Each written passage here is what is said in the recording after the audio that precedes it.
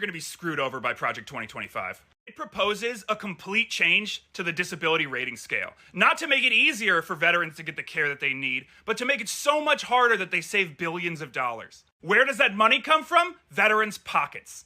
They want to change it so you can't collect retirement and disability at the same time. So if you stayed in long enough to get retired and were also disabled in the process, too bad. What do you think's going to happen to disabled people who already make up an overwhelming amount of the homeless population when you cut their benefits? Not to mention the Supreme Court just made it legal to say you're not allowed to sleep outside. Oh, well, just get another job. Well, they're trying to cut the secondary education benefits too. They're trying to cut BAH, basic housing allowance, so any amount of the money that doesn't directly go to housing, they take back. They're trying to privatize TRICARE, the military's insurance, and they want to further privatize the VA, getting rid of 2 of the lower levels of veterans, like, hey, you broke both your legs jumping out of an airplane? Ah, too bad. You should have got shot. You better have it on camera when you do, because you're definitely not going to convince the civilian contractor who does all the disability claims now. They are proudly saying that they intend to steal $160 billion from veterans in active duty by 2032. If you don't care about the military, well, have fun being drafted, because what do you think's going to happen to recruitment and retention when they get rid of all the benefits? Not to mention the rest of Project 2025, which will also affect you in whatever profession you have, unless that profession is billionaire. Do you think this is fear-mongering? Go read it for yourself. They're so confident, they put it on the internet, while simultaneously bragging that they're committing a second American Revolution. Once again spending the blood of veterans, only this time against their will. Vote this down.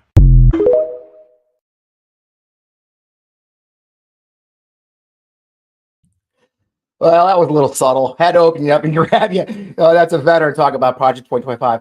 Good morning or afternoon, wherever you are. My name is Fred Wellman. I'm a retired Lieutenant Colonel from the United States Army, 22 years of service, the old 101st Airborne. Welcome to On the Line with VoteVets. I'm your host today for a conversation on Project 2025, its impact on the military, its impact on veterans. Now, I know you've heard a lot about Project 2025 already. You've seen the denials from the Trump administration that's not real. They're not connected to it. How much are they denying it? I mean, look what Secretary Pete Buttigieg posted online just yesterday. Yeah, they're sending out mailers, okay, actual direct mail to people's houses denying he's part of Project 2025 and he has nothing to do with it. It's not his real agenda. I mean, it's kind of amazing when they actually send it to the Secretary of Transportation's actual house to try and convince you it's not real. But we know it is, right? The fact is Project 2025, run by the Heritage Foundation, backed by $25 million in dark money, over 80, 90 groups signed on as partners. They're actively recruiting MAGA people who've been vetted to come join the government. There's a million aspects to this thing. It's a 900-page book. And it's kind of fun. They're trying to deny it now when they actually published a book, okay, online. So speaking of Secretary Buttigieg, I actually had a chance to talk to him about this. We had a VoteVets event at the Democratic National Convention in Chicago, and I was able to pull Secretary Pete aside. There's a little noise in the background, but this is what I asked her about, what's going on with these things. Yeah, no, I mean, it's interesting. Project 2025 has become a scandal.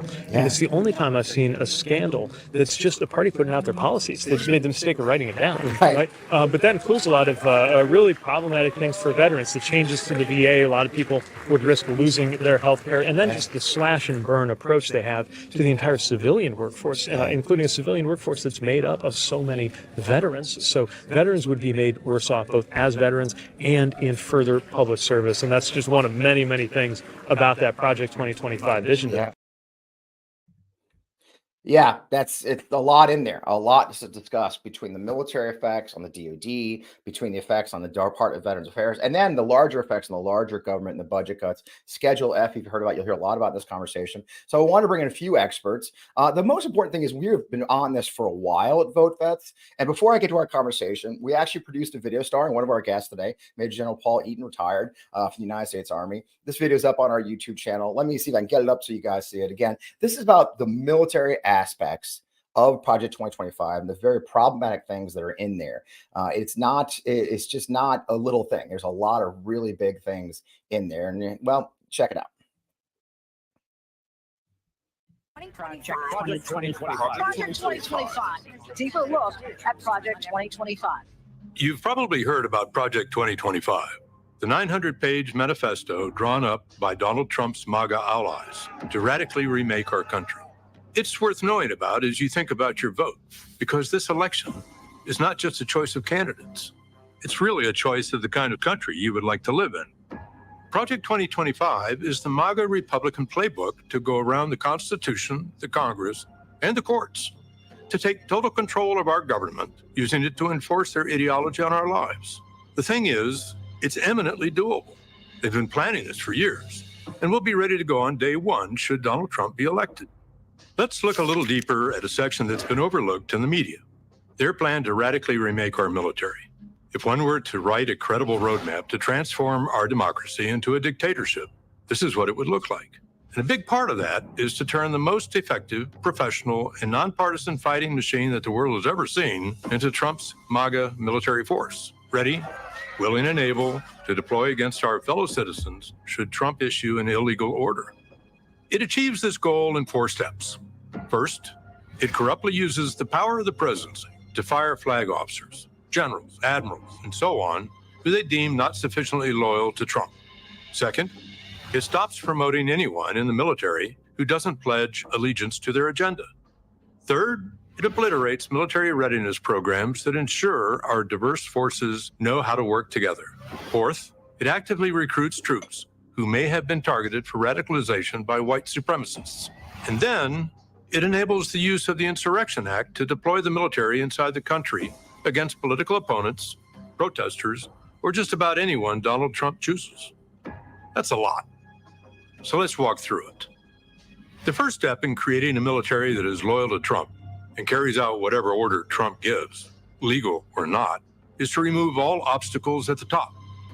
That means clearing out generals, admirals, and others who would refuse to carry out illegal orders in accordance with the Constitution. Trump himself has made it clear.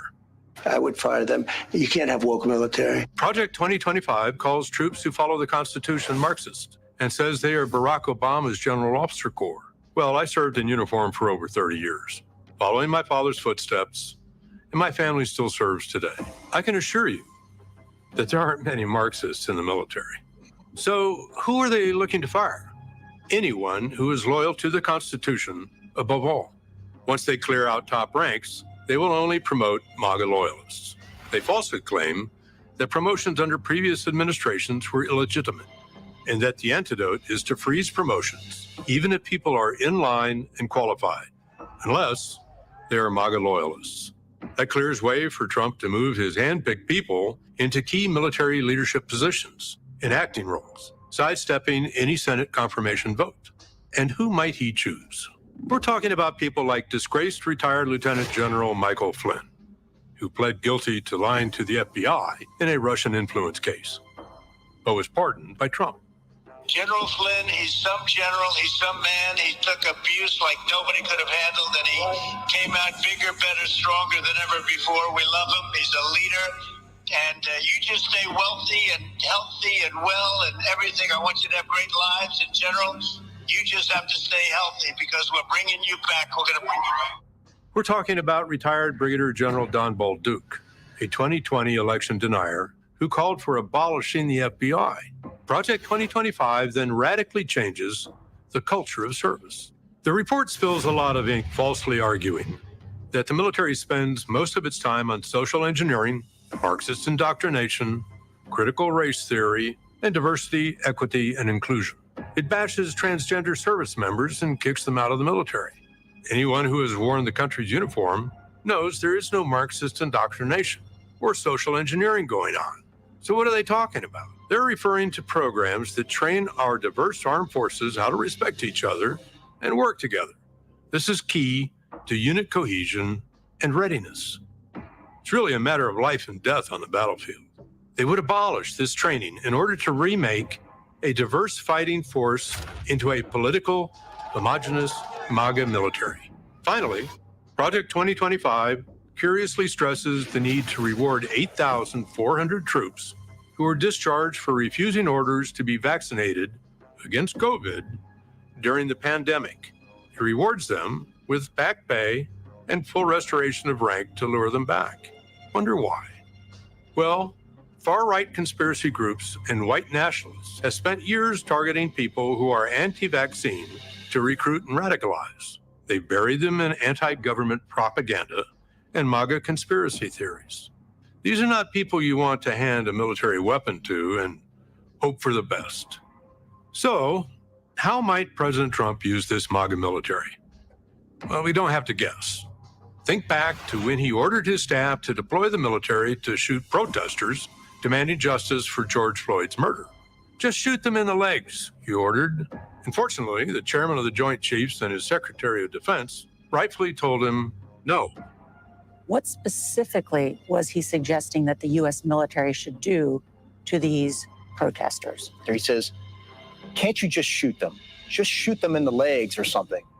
And he's suggesting that that's what we should do, that we should bring in the troops and shoot the protesters. Donald Trump learned that when people are loyal to the rule of law and the U.S. Constitution, they can stop him.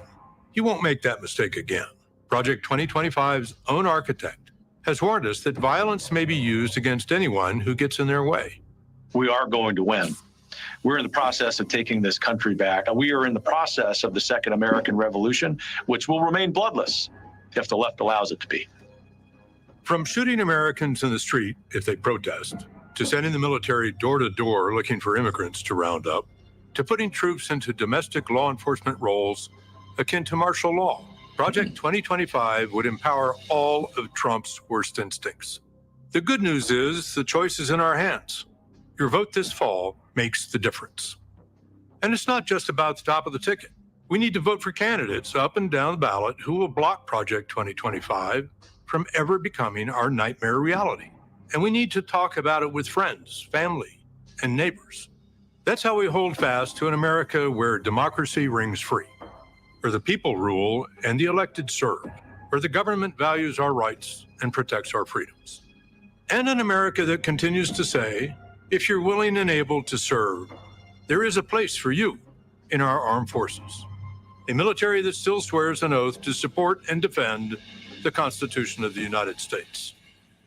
It's up to us. Thank you.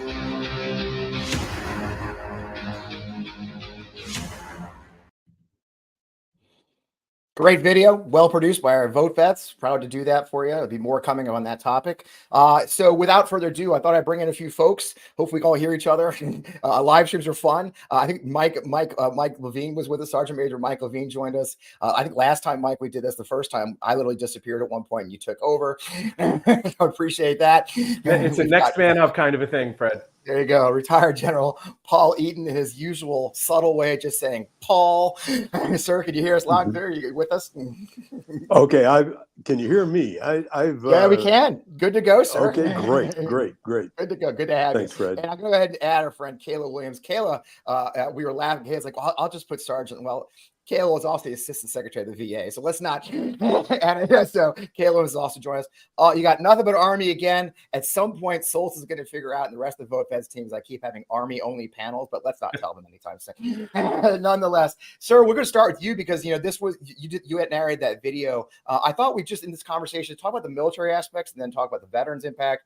Mike done a lot of this work on this, discussing as well. Sir, you did that video. And all those things, 5 things, what makes your heart, what makes you, your heart as a former general officer kind of run cold the most when you look at it?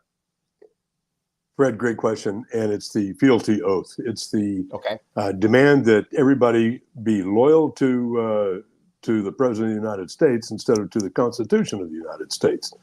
And it is that particular instruction that Project 2025 puts out that is troubling. We have all surrounded ourselves with all types of citizens from throughout the United States, but we have one common aspect, and that's the oath that we take when we first come into the service. And, oh, by the way, it's the same oath that, somewhat modified, that we asked the President of the United States to take on his inauguration day. So that's the worst aspect of the whole plan. Yeah, it really does. For those who haven't served in our audience with a lot, it's so key. I mean, we talk about our oath a lot, right? And you actually retake that oath every time you get promoted, don't you, sir? Indeed. And I've seen people try to memorize it. It's, stage fright happens. And so we even saw it with President Obama when he had to retake his oath with John Roberts, because it is absolute. So best you have that card right in front of you and read from it. And it reminds us, and we're taught as cadets, we're taught at basic training as enlisted men. We have both enlisted and officers in this group. I think that is back shocking too. I think one that gets me going, sir, a lot is the idea of using the military as a police force. We've talked about that a lot. That we have the Posse Comitatus Act, we've got law. Hell, it's a foundational principle of our government and our country. We had a revolution because they stationed British troops in our houses, right? I mean, it goes back to people talk about being originalist. The originalist, one of the most original thing is troops being stationed in our homes, the use of troops for domestic law enforcement. There's a clear indication, and they've said it outright. They want to put in the Insurrection Act, right? And they're going to use troops to go out and actually suppress freedom of speech, aren't they? Fred, that's their plan. And you mentioned the Insurrection Act. With the Supreme Court that we've got right now, that will sail through unchallenged. And it would cause every man and woman in the armed forces of the United States to have to decide whether or not they're going to follow an order that they really can't stomach. And you only get to fall on your sword once, and it will be enlightening to see how many of our men and women choose to simply, sir, I cannot do that. We saw it with the chairman of the Joint Chiefs, and we've already cover the fact that they're going to hire loyalists who are not going to challenge orders that are terrible for the armed forces. Yeah, and Mike, you're a former sergeant major in NCO. The idea of you were infantry and you started off as an infantryman, right? So, Mike, when you go out, imagine getting that order to take your troops and actually arrest or knock down the doors of American citizens. It's a pretty chilling thought, isn't it, as an NCO? Yeah, and honestly, even as a basic training drill sergeant at Fort Benning, at the height of the surge, we made it very clear to infantry trainees and basic trainees going through the pipeline at Fort Benning what constituted a legal order and what was not a legal order. And what you're going to find is if this influx of loyalists or this culling of people who are loyal to the Constitution and not one man actually takes place, you're going to hear a lot more yes sir instead of no sir, that is not a lawful order. And that's the terrifying part, where you start to get people who don't do the moral calculus in their head to determine if it's right or wrong. They're loyal to the man, they're loyal to the cause, and they'll follow the order if given. It's kind of scary. We did see a recent report that 2 National Guard NCOs from Virginia have been running a militia for several years, almost openly. It is kind of scary. We had the movie War Game. I was in War Game, and that's our scariest scenario. I was an op. Somebody actually mentioned the War Game. I think we showed it at the DNC. I was on the panel there in our comments here, and it was interesting that one of your peers at the end, I won't name him, Joe McCaffrey, at the end, Paul said, he's not worried about that. He thinks the troops will do the right thing. And myself and Chris Goldsmith were kind of sitting there. There's actually a lovely scene where they zoom in on Chris Goldsmith's hand as he's sort of gripping in the arm of his chair. No, actually, with that story proves it. We do have some scary. There is scary that there are young men and women. And Mike, you say it. I tell people a lot, Mike, that I can't get rid of 18 years of upbringing or opinions or beliefs in 8 weeks of basic training, right? It's like you can train a lot of things, but you can't change who a person is. But it's also, you have to think about sort of the cultural immersion that happens when you make that bridge from civilian to soldier. It isn't just about the inculcation of Army values, learning how to do Army warrior tasks and battle drills and things like that. It's about your day-to-day with the people you're surrounded with, the people that are showing by word and deed they know what the right thing to do and they do the right thing. And I would just argue that it doesn't really matter how you grow up. What matters is if you are willing to take in the culture. Yeah. If you're willing to accept I won't call it programming, but some people could call it programming. If you buy into the program, what the Army offers, I would argue that it really does change your outlook on life. I mean, I grew up in rural upstate New York, in probably one of the whitest counties in the state, and I was thrown into sort of this melting pot of diversity with different people and different backgrounds that came from all over the country, different socioeconomic circumstances, and it changed the way I looked at the world. And you would hope that everyone else has a similar experience. But I think the key right now is and you refer back to the guy in the panel who said, or General McCaffrey, who had said he wasn't worried. I would say current state right now, I'm not terribly worried about it either. Okay. Laugh at me if you want. I would be really worried in a post-Project 2025 world where we see the culling of the General Officer Corps to remove everyone that isn't a loyalist. Perhaps even doing recalls by exception for general officers who have retired. I mean, they've got a list, every single one of these letters in support of President Trump by flag and general officers, an influx of that population back in. And then again, as Project 2025 lays out in very, very harrowing detail, frankly, you fire the people that you don't want. You put acting people into the positions that don't require a Senate confirmation, and you move forward. And it's terrifying what that could look like on the far side. And I want to circle. We've been going a little bit. Kayla's been very patiently waiting. By the way, in the middle of a band fundraising. This is how great Kayla is, you guys. She's really in the middle of driving kids around for band fundraising, and she took a minute to talk to us. So I wanted to get to Kayla. Maybe we can let her go. I want to get back to you, sir, later about talk about this diversity and why it matters. But Kayla, the banner right now talks about Schedule F and the fire. And you were Assistant Secretary at the VA. This is pretty impactful on the VA, isn't it? There's some big things in here about the VA. They have a whole chapter on just the VA alone, don't they? Yeah, absolutely. And, some of the things that I think are really concerning, you mentioned the desire to fire employees. They want to cut the size of the federal government by about 1 million folks. 30% of federal employees are veterans. So we're talking about firing over 300,000 veterans, which to me sounds like a terrible idea and not how you show that you respect those who have honorably served our country. They're talking about trying to speed up reviews of what conditions are rated for when you're looking at service connected. So it gets a little wonky. It's in the weeds. I'll put everyone to sleep if I really dig into it, but it's called the VASR-D. It's VA's schedule of rating disabilities. We do this, we update this periodically in a really transparent process. You post things in the Federal Register. Everybody has a chance to weigh in. This is something that we want, an accountable, a transparent government. And they want to try to figure out how to speed that up, make it faster when they're making changes, because they want to save money on the backs of our veterans.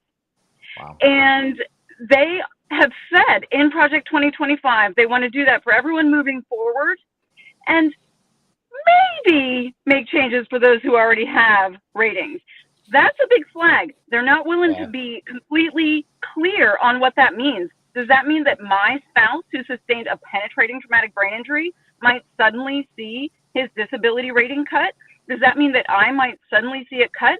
They don't make an assurance. They won't make it clear. They use this real fuzzy language so they could get away with a lot. The other thing I'm going to say that I'm really nervous about is the language they use in there about some of the care that is available, for example, to women. They say, oh, well, that's not for service-connected conditions. That's a big flag. Are you saying that VA should only exist to cover service-connected conditions? What does that mean? That my spouse would be able to go there only for things related to his traumatic brain injury? And if he has some other condition, he has to go see a different doctor who can't see his VA medical records? We're looking at duplicative tests. We're looking at providers who don't know what conditions you're being seen for in what system of care. That's not how you get healthy people. what I want to emphasize is that VA treats people, not conditions. People, not conditions. But under Project 2025, they want to force VA to only treat specific conditions, not the whole person. And that's not the kind of care that I want to get. That's such a great perspective. That's why I wanted you here. You know, and there's another piece that is really, it sounds, the thing about Project 25 that always struck me, you guys, is how it sounds so bland. It's 999 pages of very you know, I know we've been saying Google Project 2025, read it, but you guys, we were all in the government for a long time. You know, it's like it's written in government bureaucracy. So it's like, you know, it puts you to sleep. But there's some scary shit in there. I mean, one of them that seems so about VA is they want to make the same standards of care for VA doctors as military doctors. In other words, military doctors have to see X number of patients per day, and they want, without question, VA doctors see many less. And there's something nefarious about that, isn't there, Kayla? Why does that sound so no big deal that we're going to make them see more people? Why is that so wrong as far as perceptions of VA? Yeah, totally. So think about being on active duty. You're young, you're healthy. You had to be healthy enough to join, right? Right. So I go on sick call because I had a cold. I go on sick call and I'm getting like some medication, right? Like, hey, I need a cold pack so that I can get some medicine for my cold. That's a super quick appointment. Oh, make sure you don't have strep, send you on your way. When we think about who's using VA, the VA population skews older, sicker, and has a really heavier healthcare burden. We are likely to have more conditions. My favorite thing about going to VA is that when I go in, my doctor spends as much time as they need to cover all of my conditions. Instead of in the civilian sector, it was like, get in here, we're going to swab you for strep, send you on your way. No, my VA doctor is like, what do you need to take care of? Let's spend as long as we can. To try to force VA to squeeze in patients as fast as possible is an absolute mistake. We need to treat the whole person. Right. And the average age in the Army is about, I think, 20 or 25, 20, 19. The average age of a veteran of the VA is in the 60s. These are totally different animals. There's a great question here that by the way, thanks, Patrick. That was my next question. They talk about concurrent I'll touch back on in a few. I'll go get out of here. So Patrick asked us about concurrent receipt and what that means. So what they are talking about doing is getting rid of concurrent receipt. And if you guys understand is I'm the perfect example. I think all the gentlemen on this, the three of gentlemen on this, we're retired from the military. Right now, once you reach a 90% disability rate or 50% disability rating, we get both our military retirement and our VA disability. Below 50% right now, it's called concurrent receipt. So for every dollar you get from the VA, tax-free, by the way, it reduces your military retirement. Does that make sense? So you'll never get more than you would have gotten as a military retiree, whatever rank you retired from. What they would do for those of us who are, and look, once you reach 100% disabled, there's reasons, okay? PTSD, loss of limbs, and very serious things usually is why you're 100%. Right now, we're able to maintain both our military retirement and our VA disability. They want to get rid of that. And that sounds like, again, such a reasonable thing. Why are we paying these people double? Because my disability is not my retirement. I get retirement because I served and sacrificed for 22 years, right? Right, General Eaton, right, Paul? Correct. Absolutely. Yeah. And that's another insidious thing that's in there. Now, one of the other things we've seen is they're being very careful to keep numbers out of it, aren't they, sir? I mean, they're very, very clever. It's like they don't want numbers actually in Project 2025. But we actually know the secret because Heritage also issues a budget proposal every year, and their budget proposal for 2023, Kayla's perfect timing. Kayla's back again with kids. You want to join us, Kayla? Hi guys. Kayla, we're no just problem. getting ready. Okay, let's blur out any children's faces. No, we love it. It's a family show. So, Kayla, I was getting ready to talk about these budget proposals that I talked about earlier that kind of give away the game. Now, we want to do a caveat here for everybody watching. These are not the numbers from Project 2025. They're from Heritage Foundation's actual budget they propose each year. But you're going to recognize the titles of each of these budget proposals because they're the exact same thing they put into Project 2025, right, Kayla? Yeah, that's absolutely right. And again, we are looking at a philosophical belief that government is bad, that the private sector is better. They want to push vets out into the community where they will be seeing providers that have no military cultural competence and are less likely to use evidence-based care, but are charging more money. They want to eliminate concurrent receipt, as you mentioned. What's interesting here is that most of the major veteran serving organizations, their number one legislative priority right now is actually to expand the ability of veterans to get concurrent receipt under the Richard Starr Act, because there are folks who have not served 20 full years. If you get injured in Iraq, Afghanistan, anywhere that you're serving, we have folks in other places right now as well. If you get injured and then have to leave the military because of your medical disability, you may fall into this like weird situation where you are unable to get both your VA disability and your DoD disability compensation. The VSOs want to expand that and say, hey, these are two separate pots of money. They're dealing with two separate things. And we're looking at these folks on the other side who are trying to nickel and dime veterans who have been injured, serving and supporting our country. They want to sacrifice veterans on the altar of small government. And that's not what I that's not what I signed up to support and defend. I believe that we have a national commitment to our veterans and their families, caregivers, and survivors. We should be focused on how we can improve and enhance and expand that support, and not how we can trim it and find every little tiny way that we can nickel and dime people to balance the budget on the backs of veterans. Hey, Fred, if you really want to see Kayla get fired up, now ask about community care and just stand back. Stand back. Seriously, it's a beautiful thing. And I'm putting you on the spot, Kayla, but woo! Yeah, they want to increase, they want to put more veterans out. And then I want to transition back to explain the community care. Again, another thing that sounds so reasonable, like veterans shouldn't have to wait in line at VA. They should be able to go out to a local community. But what's the real nefarious part of the community care? Well, the funny thing is they say they want to make it so that vets don't have to wait in line by letting us go to community care. Wait times aren't faster in the community. Right. I ask your friends how long they have to wait to get a specialty appointment. Wait times are not faster if you go to the community. They want to let veterans go out into the community for care where they get telehealth, because there's no local community providers either.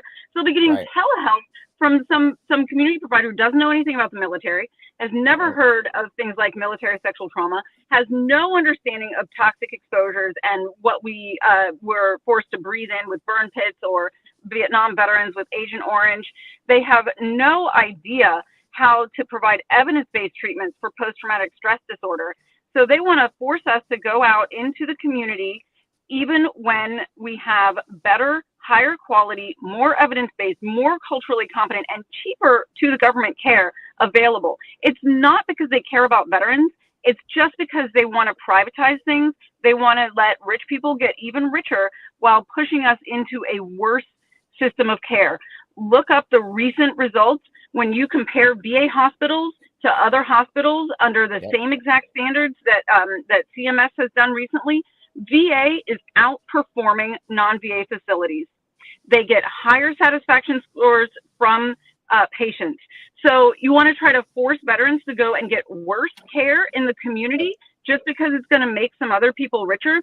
This is not what is being suggested because it's the best thing for veterans. It's being done to try to shrink the government. It's being done to try to get more of our tax dollars into lining other people's pockets, not trying to support veterans.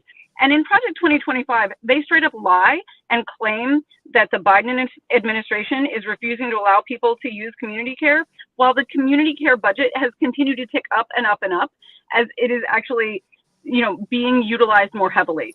They straight up lie and say that everybody in the VA central office is teleworking. That is not true. They're just trying to get away with repeating lies over and over and thinking that we won't notice.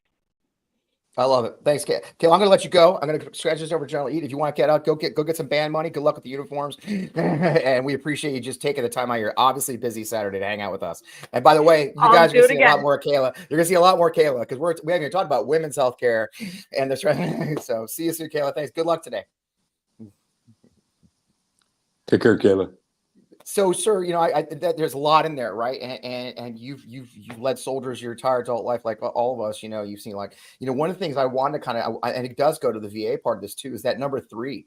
Of course, obviously one of the big Republican things as enemies is DEI or any kind of, but you served your entire adult life from when I think you were commissioned in the 70s, right, sir? So Correct, 72. The power of can you explain to especially our civilian guests, why diversity matters, right? It's the hallmark of what we do, isn't it? So I'm going to typically talk Black soldiers and white soldiers. And when Harry Truman integrated the Armed Forces of the United States back in 1947, I think was the year, we became a force that basically became an American armed forces, and where everybody was allowed to serve to the degree that they could. And I had the opportunity to have 2 Black general officers as my bosses, a 3-star named Cal Waller out at 1st U.S. Corps, and Larry Ellis as the commander of the 1st Armored Division. Yeah. And those 2 went to historically Black colleges. And over beers and in the different venues we were in, and typically we would ask them questions. And Larry Ellis was commissioned in 1968, went to Vietnam, and I cannot imagine some of the forces that were applied to his lifestyle in the Army. He went through a lot.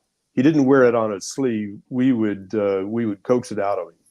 So that experience, coupled with the fact that I had a Black first sergeant back in 1974 when I commanded a rifle company, and thank God I did, because we were in Germany, race was an issue, and Charlie Wilson was absolutely critical to holding that company together.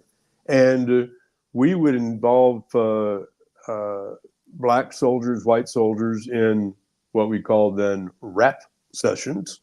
And it was basically to ferret out what was bothering folks, whites, Blacks, and how do you problem solve? We didn't have a whole lot of diversity training back then, but it just doesn't happen automatically. Right. You don't typically understand what you don't know. And, a prime example is, every general officer is required to go to diversity training at Patrick Air Force Base, where you're talking male, female integration. And the first question they asked was, how many of you guys know a female general officer who has children?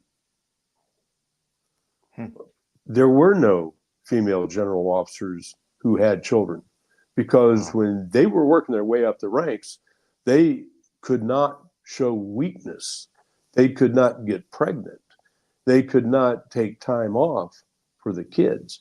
And all this evolved simply because we had some very, very smart people says, this isn't going to happen automatically. We need to train it. And when you take that training out, then you start chipping away at the full integration of the armed forces of the United States. It is truly the hallmark, and I came from a small town of Missouri, and my first roommate at West Point was a Black guy from Detroit. It taught me a lot, and you learn. And the fact is, we come from different places, and when you give an order to a soldier, even words are different sometimes, right? So it is a key, and this attack on that diversity is pretty scary. I agree, Mike. I'm going to get a chance to ask you the big money question I asked the chair earlier. Which part of all this scares you the most as a retired NCO? I think that the parts we've already talked about is really the idea that serving general officers who are ostensibly chosen because of their abilities, their knowledge, their skills, their education, all of those categories would just get wiped for or in favor of whether or not they support Donald Trump. That's just terrifying. I think all of us have been exposed to people who have been promoted one step beyond their ability. Some would argue that was one of the And I think if we saw that, if we saw this somehow happen with a second Trump administration, I think we're going to see a lot of that. I think we're going to see a lot of people that never should have been where they are, but they are where they are because they said they like the right guy. And to me, when you have the sons and daughters of America at your call, and speaking of sons, mine ships on the 28th of October to follow in my footsteps as a CMF 46 soldier, a public affairs guy.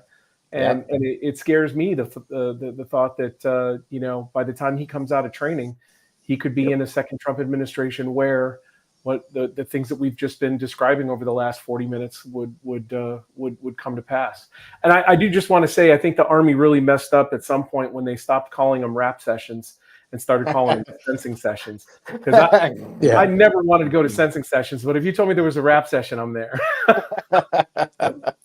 Yeah. So I want to go to the last perspectives. For me, a lot of this, again, it's the loyalty oaths. It's the using the troops to kick down doors.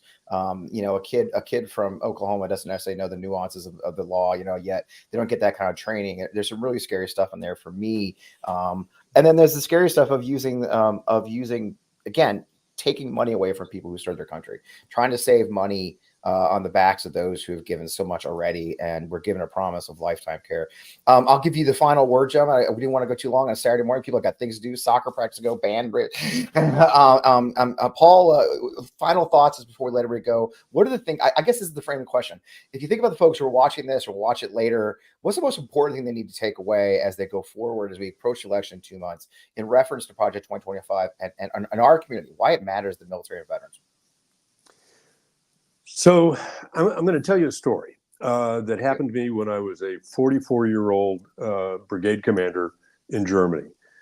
I had a medic in one of my battalions, and the battalion was going to chop to the United Nations Border Command between Macedonia and Serbia.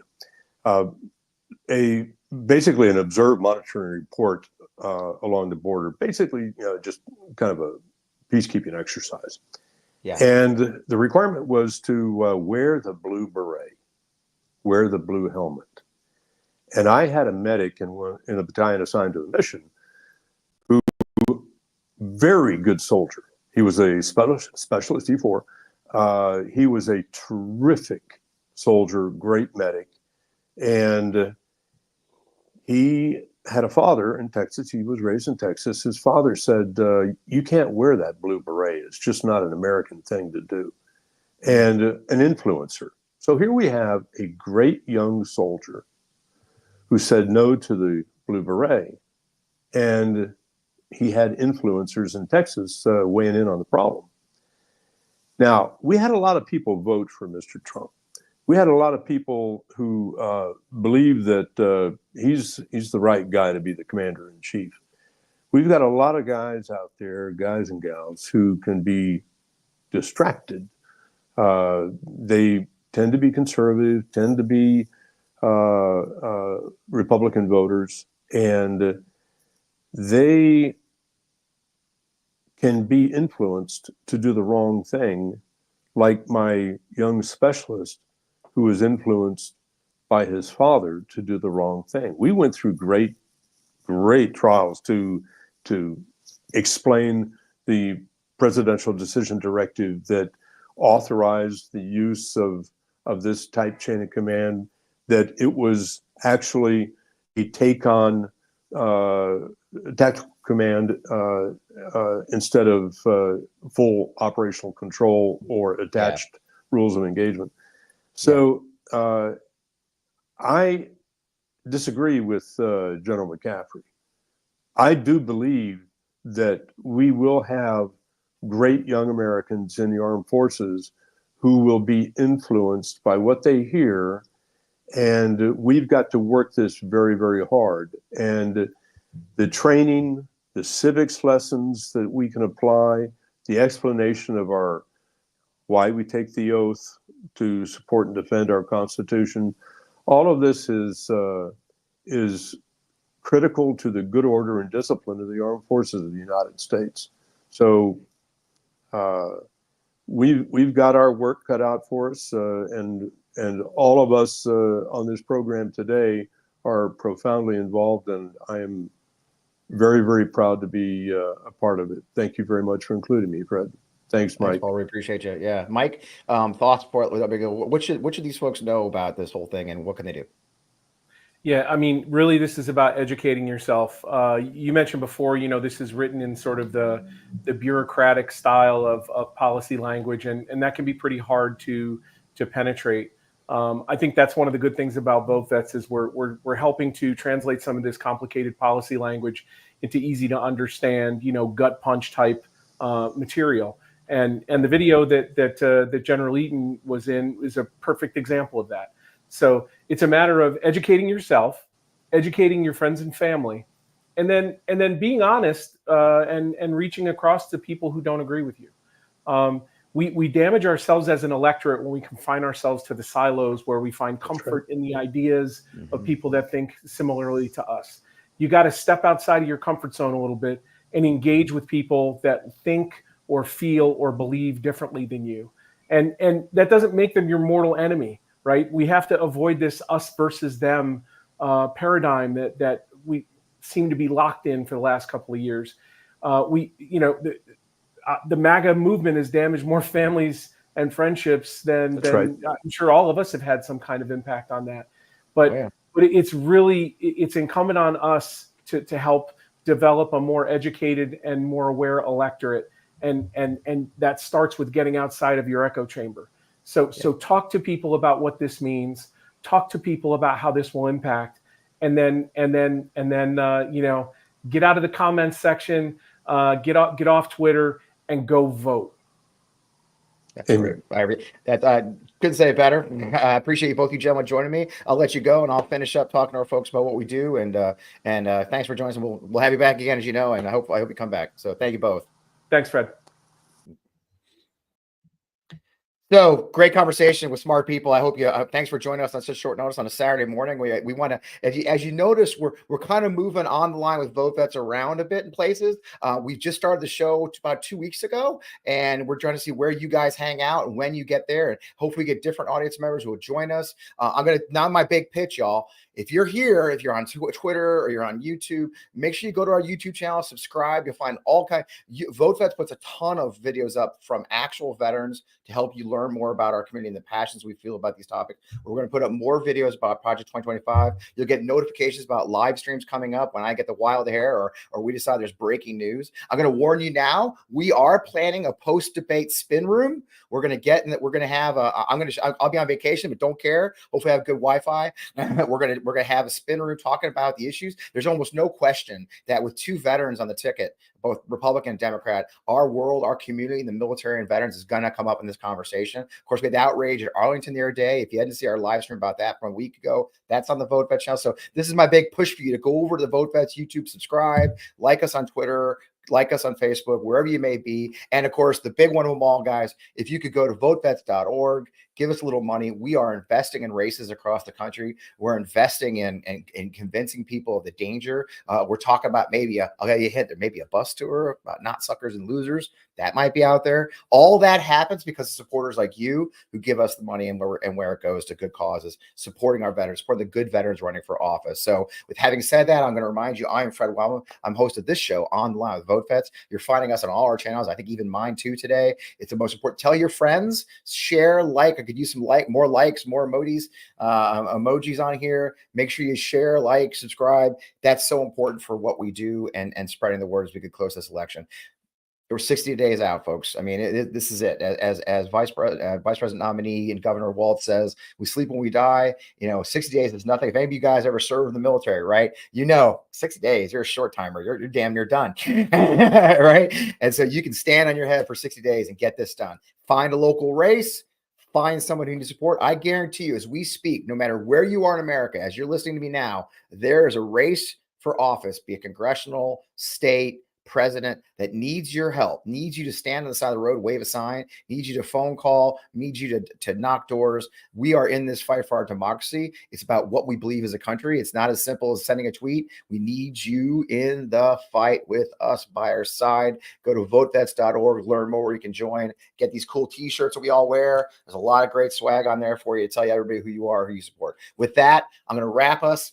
Great conversation for 50 minutes on Saturday morning. Thank you for taking time. I know you're busy in your lives, joining us to have this conversation. Again, I'm Fred Wellman, host of On the Line with VoteVets. We'll see you again soon. Can't wait to see you for sure. Tuesday night at the debate. Join us right where you are right now to talk about the debate and what happened, what you just saw. With that, have a great weekend, y'all. Appreciate you.